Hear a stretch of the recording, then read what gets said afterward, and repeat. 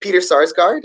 You play CI analyst Martin Schmidt in the Hulu limited series The Looming Tower, which is about the years leading up to the terrorist attack on 9/11. What most interested you in taking part in the series? Well, I had read the book when it first came out. So, I mean, I think it's really a must read.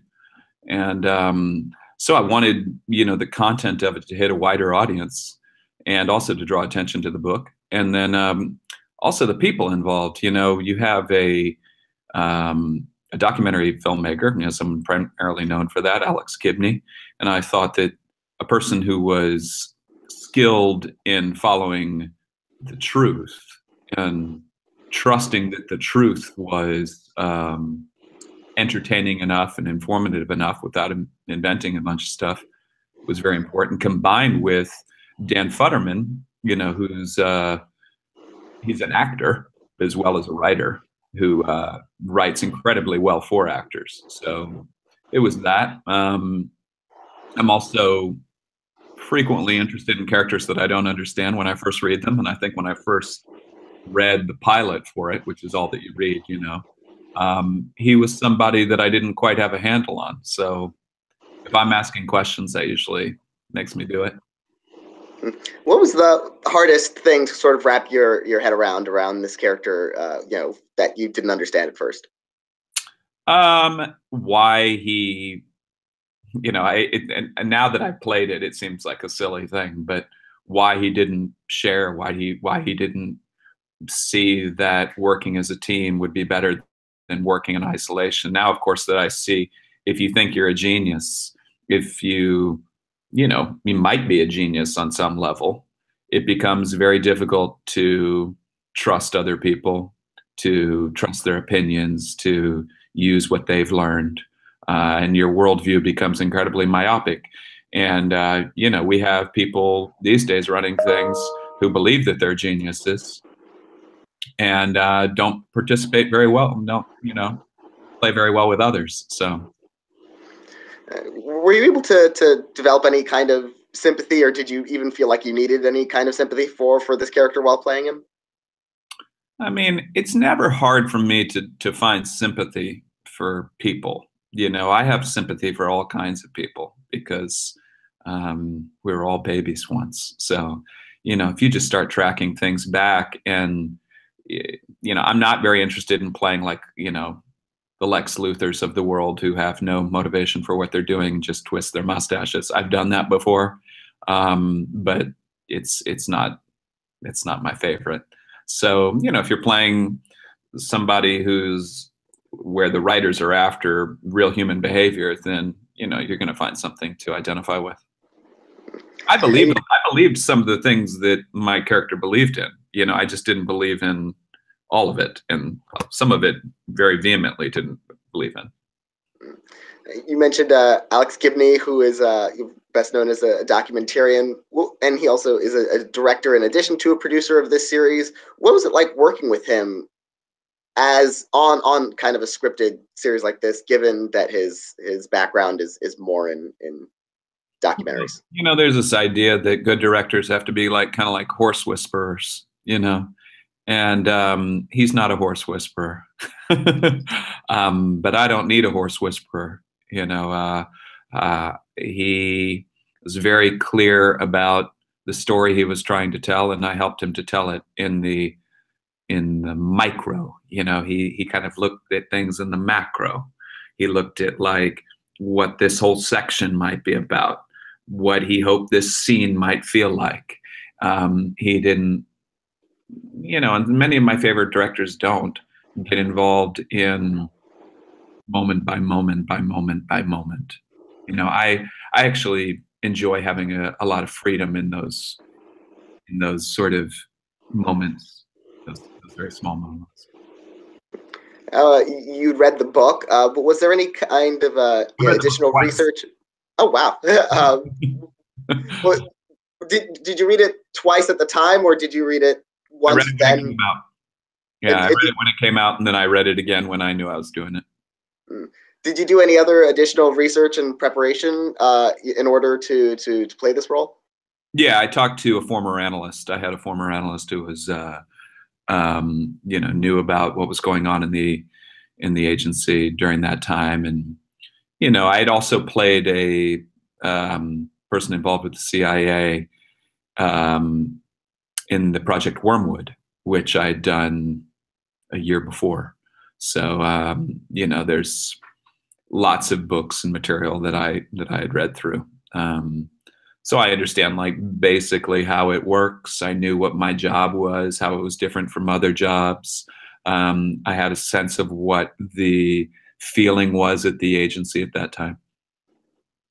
Now, having read the book twice, did you get any new insights that you didn't have before from in the process of making the miniseries? Yeah, I mean, kind of a real sense of what that power struggle was. It's always different when you read something than from when you see it, because on the page, not many of us project the emotions as clearly and as detailed a way as your fellow actor might. I learn a lot from seeing the way that Jeff handled his character, and the way that Stuhlbarg handled his character, and you see Stuhlbarg in the character and you see Jeff in the character, and it's just the fleshing out of things makes them seem more truthful, makes them seem more relatable. So you get a kind of emotional understanding of the events, if that's clear at all.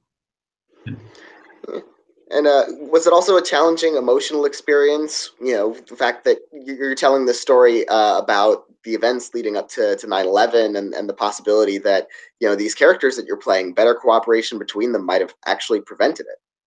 Yeah, well, I was in New York on 9/11. I was at West Broadway and Canal Street, and that time will always be a very emotional time to me, and the days that followed, picturing the sky, the people walking around in dust, the people falling from the building, jumping from the buildings falling. I will always try to honor the memory of how wildly destructive and painful that day was. We're doing the lead up to it, and so just like the people in it, I'm not really forecasting the future. I don't have to live through that day again.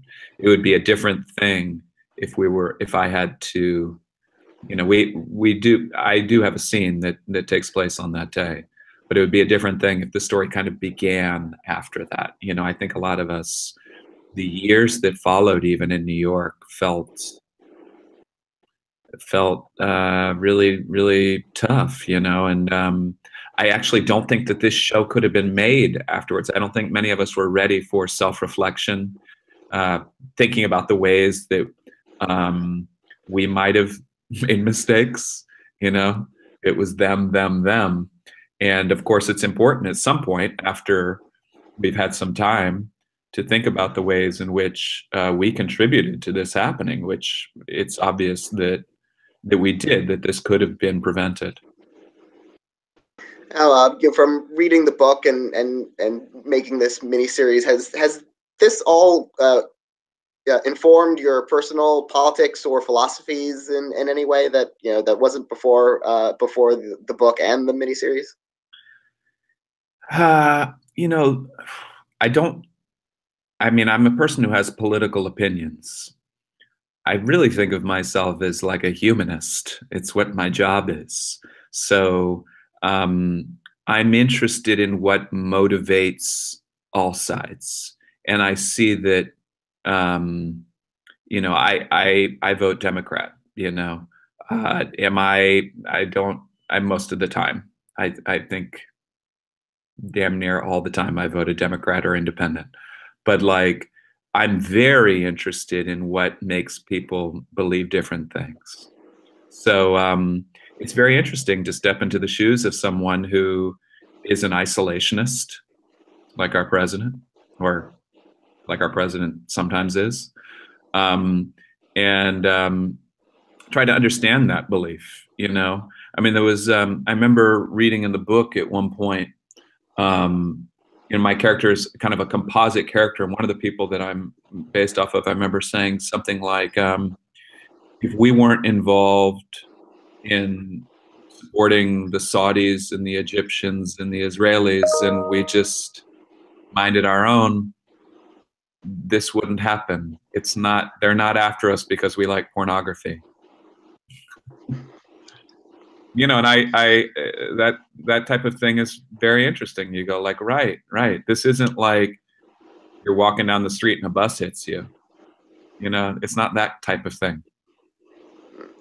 Yeah, I've seen the first 3 episodes of the show. They all premiere on February 28th. And you have scenes with co-star Ren Schmidt as a fellow CIA agent, where your kind of interactions together reveals a lot about both of your personal worldviews, those characters, and of course, the character testifies and talks about how he doesn't really care about collateral damage, and well, he only cares about American collateral damage. Yeah. If they're not American, he doesn't care. Yeah. What was it like, getting to dig in deep to those kinds of scenes where you really do learn a lot more about where this character stands and sort of what he stands for? It made sense to me.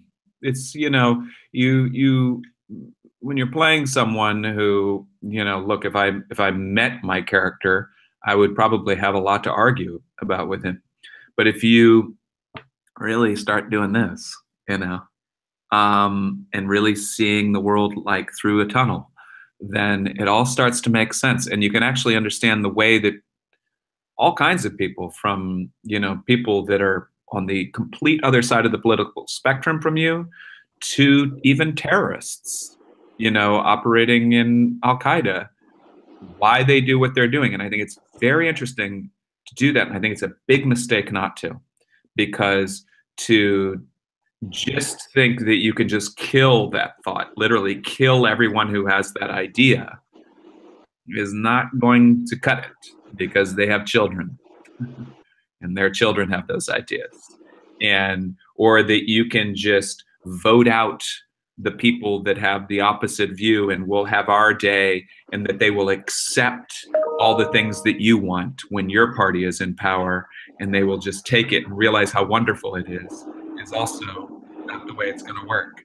So you really have to try to understand from day one why someone is thinking what they're thinking. And that's the beauty of my job. And I think that's why throughout my career, I've been attracted to people that have different points of view than I have.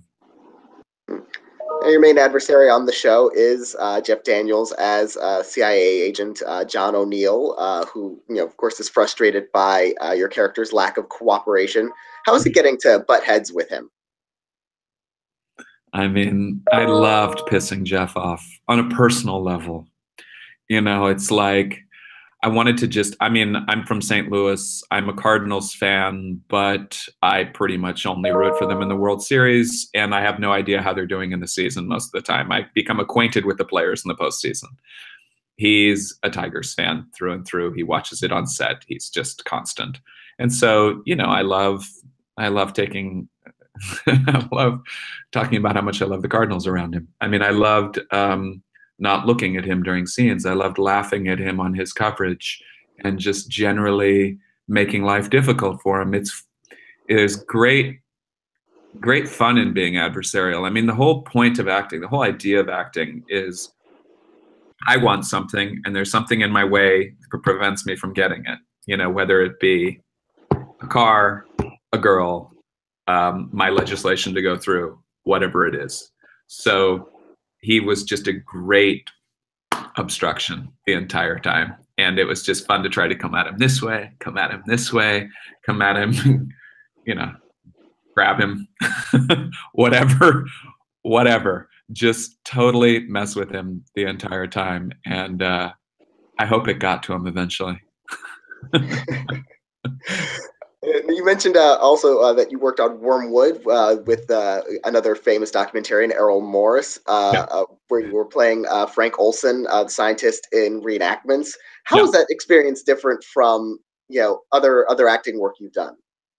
Oh, well, you're literally playing the same scene many different ways, because this is um, this story is something that we can't quite get to what really happened. And Errol's sort of wonderful way of dealing with what the truth might be is not to pick one route. We did one way, we did another way, we did another way. As an actor, you hear the word reenactment and you think like, that's for someone else, that's not for me. But when he described it, he made it seem like a wonderful thing. And it actually was, to be able to, play the scene this way, play the scene leaning to the right, play the scene leaning to the left, play the scene running forward. And Errol is incredibly spontaneous.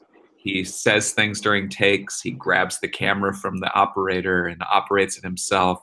You're working with somebody that is, I mean, from my estimation, a truly, truly brilliant mind. And you are in the world of Errol Morris. To me, Errol Morris is the star of that movie, and Eric, his son. It's really the two of them. And just to be able to participate and be around someone like that was just a great honor for me. Now, next you're working on Between Earth and Sky, which actually reunites you with The Killing creator Veena Sud and your co-star in that, Mireille Enos. Yeah. Is there much you can say about that project at this point, how that came about? Yeah, it's not going to be called Between Earth and Sky. That's just like a working title. Yeah, so Veena came to me. She'd written this script.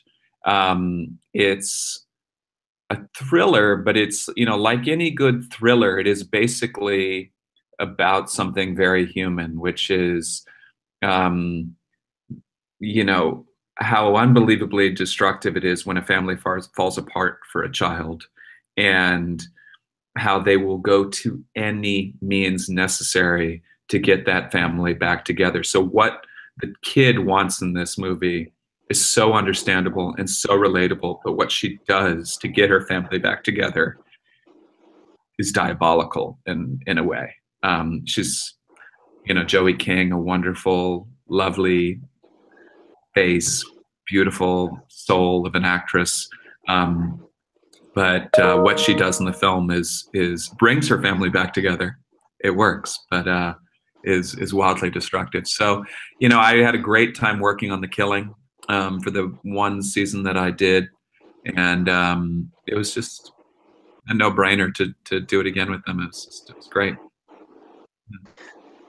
Well, I'm actually about to go do another movie, Palimpsest, with a new director, Michael Taberski, which is like a kind of surreal comedy. And then I'm doing a movie with Agnieszka Holland called Gareth Jones in Poland in April. So I'm kind of working like crazy right now.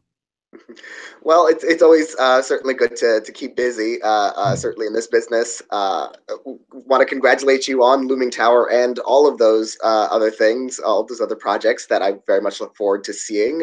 Thank you so much for talking to me today. Yeah, you're great. Be well, man.